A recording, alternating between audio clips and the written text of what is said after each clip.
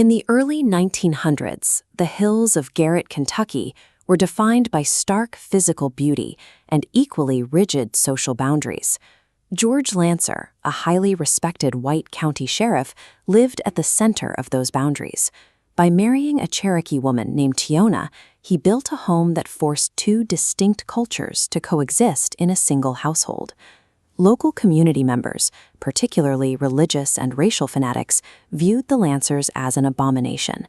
They clung to the idea that any deviation from a single skin color was a dangerous mistake that threatened their social order. This environment proved that a sheriff's star was a fragile shield. Despite George's rank, institutional power offered the Lancer family no real protection against the deep-seated bigotry of their neighbors.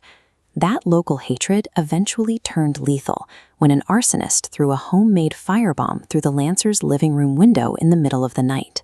The fire destroyed the home and killed George, Tiona, and their youngest daughter, Ilanepi. Yancy Lancer survived the flames, but woke up in a hospital weeks later to find he was an orphan. Looking in the mirror, the young boy saw a monster of burn scars and yellow blisters where his face used to be. While recovering, Yancy made a vow. He would become a lawman like his father, but he wouldn't use the badge for protection. He wanted the power to hunt down and hang the men who burned his family. Yancy stepped into his father's profession with a hidden motive. He co-opted the machinery of justice, turning the badge into a vessel for his own violent retribution. Yancy navigated the trauma of his youth through the dual guidance of his Cherokee uncle, Majog, and an older nurse named Sarah. They taught him to view his scars as symbols of survival, rather than reasons for bitterness. Sarah gifted Yancy a small clay turtle, a symbol of Mother Earth and endurance. She told him that while he couldn't change the fire that scorched his skin, he could control the legacy he left behind. By age 20, Yancy was a successful criminal investigator. On the surface, he was a guardian of order, but in private, he still obsessed over the fantasy of finding the arsonists. His worldview shattered during a night shift when he chased a suspected thief named Greg. Hearing a scream from a nearby house, Yancy fired his weapon and brought the man down. When Yancy searched Greg's bag, he found no jewelry or cash, only 3 cans of beans, 2 biscuits, and a pie. Greg hadn't stolen for profit. He was trying to feed a starving family. The realization was horrifying. By blindly executing the law, Yancy had become the monster from his own childhood, creating a new widow and leaving another boy without a father. Yancy wept as he held Greg's head in his lap, realizing the law could be just as destructive as an arsonist's bomb. To prevent his own life's tragedy from repeating, he had to change. He began secretly sending money to Greg's widow, Sally, and her 5-year-old son, Sammy. He kept his role in the shooting a secret, fulfilling a dying promise to Greg to protect the boy's image of his father. Years later, Sally died of a sudden, violent case of pneumonia. For a second time, the trauma of the hospital and the cold reality of the graveyard threatened to leave a child alone. Yancy chose to adopt Sammy. He brought the teenager into his home, teaching him the ways of the Cherokee hunter and the discipline required to carry a badge.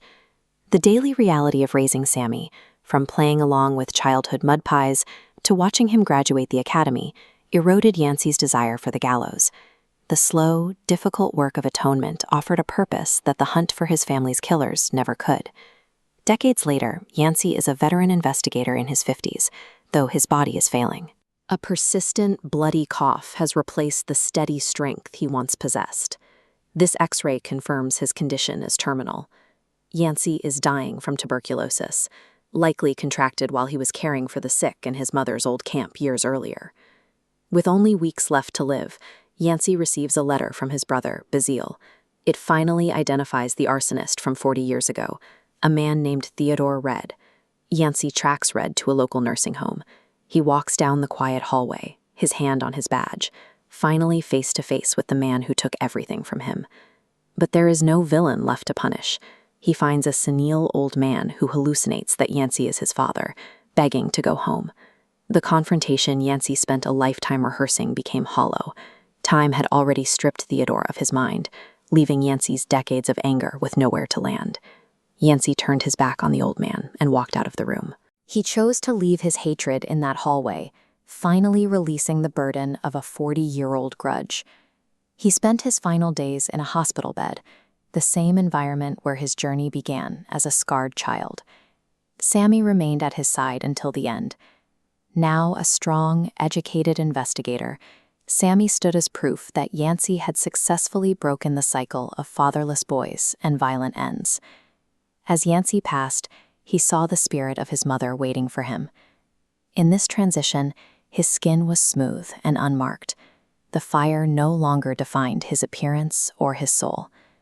Yancy's final victory was the life he built, not the enemies he outlived. He ended his story by deciding that the family he chose to protect was more important than the fire that tried to destroy him.